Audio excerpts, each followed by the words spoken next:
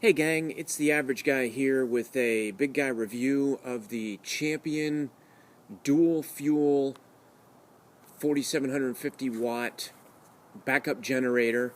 This generator is available off of Amazon, but the price varies, right? It's one of these things that you got to kind of compare the prices in the products that you're looking for and strike when the iron's hot. I've seen it anywhere from $400 to $550, depending on what you're asking for, or looking for, or where you're looking. This is a dual fuel generator. These cost a little bit more than a standard unleaded fuel only generator for the simple fact that it'll run on propane, a standard propane cylinder, or regular unleaded gasoline. I selected a dual fuel generator because after having done a whole bunch of homework on it, I store some gas on hand, right? Because I have power equipment here at the house, and in an emergency, there's always extra fuel in the fuel tanks of your vehicles and things like that. But the dual fuel offers me a lot more flexibility, so I'm not just limited to gasoline. Plus, the propane, when you run it through, when you run the generator on propane, you can shut it off and not have to worry about the ethanol in the unleaded gasoline clogging up your carburetor. That's a story for another day, but in a nutshell, the phrase enriched with ethanol is a huge, huge misrepresentation of the truth. It should say diluted with ethanol. Ethanol actually attracts water, and when left, it can damage your engine components, and it certainly will clog up your carburetor. So, to that end, I have only run this generator so far to test it on propane. I didn't run it on gasoline because I didn't want to have to clean the carburetor in an emergency situation when I needed it, and it had gummed up because of the ethanol in the gas.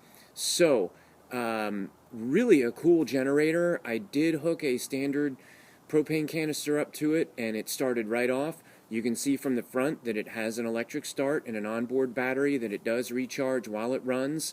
There's a key on the left-hand side there, and I'm calling it a key, but I'm going to walk over there and just show you how it works real quick. But it's your selector switch to help you switch between propane and regular fuel.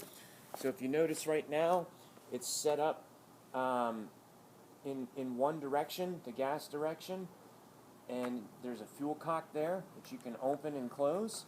And if you slide this over to the other side, you move yourself to the LP gas selection, and there's a fuel cock there as well. It did come with a standard regulator in the box, and a convenient handle to help move the generator around on the wheels, because they are quite heavy, right? This isn't something that you necessarily want to carry.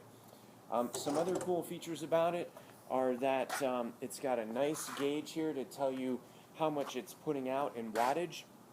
It comes with two standard 110 outlets with breakers. It comes with an RV outlet, and it comes with a locking outlet as well, so that, you know, if you're running power on it and you're tugging on something, you can use a locking cord to keep it from falling out of the generator.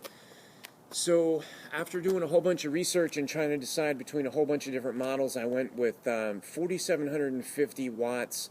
Notice that's in yellow. That's what it'll produce on regular unleaded gasoline. 4275 watts on propane. The reality is that is the starting wattage.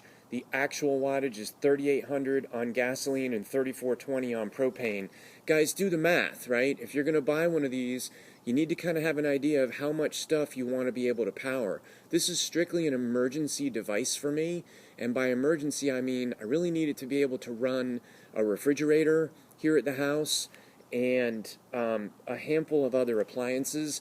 I need it to be able to pump my septic tank in the event that the electricity is down, so that we can still use the toilets, right? It will not run my well pump, but that's a whole different story. So basically, it's a great emergency generator. It started immediately without any trouble at all. It's very quiet, and it actually was surprisingly more powerful than I thought it was going to be. Again, I'm looking at this as a short-term emergency supply, and with the amount of fuel that I have on hand, it says it'll run at 50% output for, I believe, 10 hours, and that's on either propane or gasoline, right? So you've got to kind of do the math on that and figure out how much wattage you need, how long you need it to run for. But for me, with the fuel that I keep on hand and the propane tanks that we have on hand, and understanding that I'm really just trying to keep food from spoiling, power a handful of things around the house, maybe a portable heater, maybe some lights. It's not going to run all day long. It's going to be plugged into a refrigerator until that's cooled off, then plugged into a freezer till that's topped off, right? Then run some lights at night till we go to bed, that sort of thing. I can get plenty of use out of this, at least a week's worth of usage based on, again, cycling it on and off when I need it. Frankly, any longer than a week, something really bad probably happened where infrastructure is down. I don't know that we'll be sitting in our houses anyway. So think about what you're buying before you buy it. A lot of people buy a lot more wattage than they really need.